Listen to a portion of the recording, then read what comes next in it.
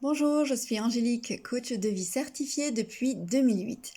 J'ai moi-même vécu l'expérience de me faire coacher et encore aujourd'hui, lorsque je n'ai pas le recul nécessaire pour clarifier ou solutionner une étape dans ma vie, je n'hésite pas à faire appel à mes mentors et surtout à utiliser au quotidien ma boîte à outils du développement personnel. C'est ce que j'ai eu envie de partager sur cette chaîne pour une vie épanouie. Ils sont 5 et conditionnent toute notre vie. Ce sont les drivers. Alors que sont-ils? Eh bien, ce sont des messages parentaux. Tu as certainement entendu des phrases durant ton enfance telles que tu peux mieux faire, c'est pas mal, mais j'attendais mieux de toi. Pourquoi tu ne fais pas comme ton frère? Ça, tu auras le driver, sois parfait. Si tu as entendu, il faut être courageux, un garçon ça ne pleure pas, ce qui ne nous tue pas nous rend plus forts. Il y a pire que ce que tu vis toi, il y a fort à parier que tu as le driver, sois fort. Et celui qui doit se dépêcher, il a entendu toute sa vie, dépêche-toi de t'habiller, tu es trop lent, dépêche-toi de finir ton assiette, on va être en retard à cause de toi. Si tu as entendu, donne-toi un peu de mal. C'est pas pour les efforts que tu as fournis que tu passeras dans la classe supérieure.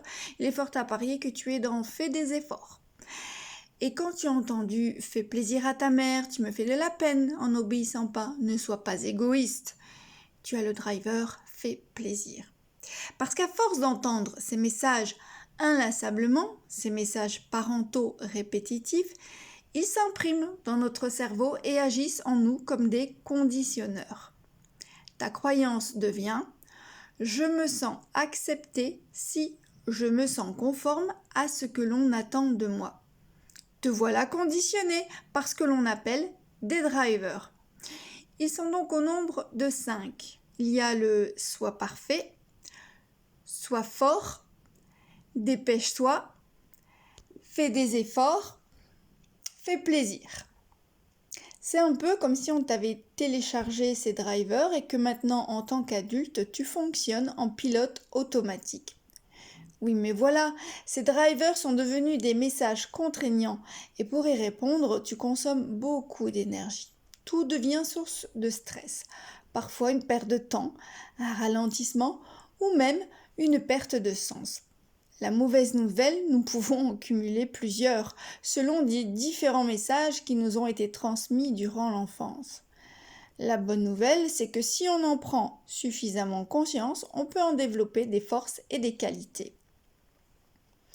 On va voir que les drivers ont une influence majeure sur nos comportements dans nos relations aux autres.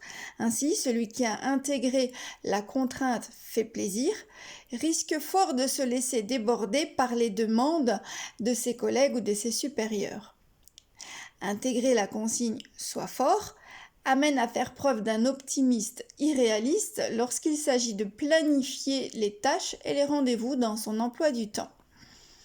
Cela peut aussi refléter des attentes ou des jugements des autres. Par exemple, une personne qui a pour driver le soi parfait aura probablement du mal avec ce qu'il considère être du laxisme de la part des autres s'ils vont trop vite à son goût. Mais c'est sa perception. Et comme l'être humain a tendance à projeter sur l'autre ce qu'il considère être normal pour lui, c'est-à-dire son propre driver, cela peut créer quelques tensions relationnelles. Chaque driver a donc ses ombres, ses lumières, ses qualités, ses défauts. Chaque driver a son ami et son ennemi. Par exemple, dans sa qualité, une personne qui a tendance perfectionniste sera reconnue comme fiable au travail. On comptera sur elle pour sa rigueur. Elle aura aussi besoin de temps pour faire les choses et dans son ombre, on pourra se voir reprocher d'être trop lente, se mettre la pression pour que le travail soit rendu nickel et pourra se faire reprocher d'être stressé de nature. Alors pourquoi c'est important de connaître son driver?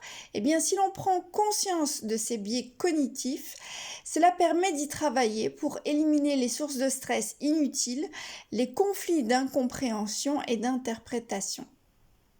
Si dans la vie tu as un binôme ou un partenaire qui a le driver opposé au tien, vous pourriez trouver ensemble des solutions et chercher le curseur entre vos deux extrêmes, c'est-à-dire le juste milieu acceptable. L'un apportera ses qualités à l'autre et l'autre éliminera toute cause des stress inutiles. Si le binôme est prêt à coopérer ensemble sans vouloir imposer sa propre carte du monde, bien entendu, sinon ce sera la guerre. Dans les prochains épisodes, je te détaillerai chaque driver de manière à ce que tu puisses identifier le tien ou les tiens, car malheureusement on en a plusieurs, et on comprendra par quelle injonction parentale ils ont été téléchargés dans ton inconscient. Nous verrons que si chaque message est contraignant, tu peux aussi te donner des autorisations et antidotes, et même des challenges pour te dépasser, afin de développer comme une qualité. Il vaut donc mieux t'abonner pour ne rien manquer de ce qui va suivre. J'ai hâte de te partager la suite de cet outil d'analyse transactionnelle. Pense à liker, à partager. À bientôt et coachement vôtre.